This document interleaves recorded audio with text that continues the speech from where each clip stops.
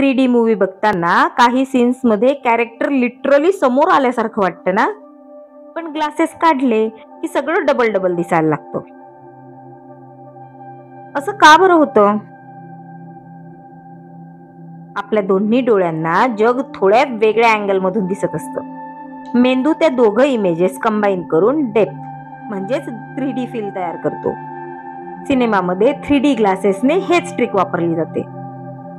स्क्रीनवर थोड्याशा वेगळ्या इमेजेस एकत्र दाखवल्या जातात. एक डोळ्याकरिता रेड फिल्टर, दुसऱ्यासाठी ब्लू किंवा पोलराइज्ड फिल्टर वापरतात. ग्लासेस त्या रंगानुसार किंवा अँगलनुसार दोन्ही इमेजेस वेगवेगळ्या करतात आणि मेंदू त्यांना मर्ज करून डेप्थ तयार करतो. म्हणजे वाटतं की पिक्चर स्क्रीनच्या बाहेर आलाय.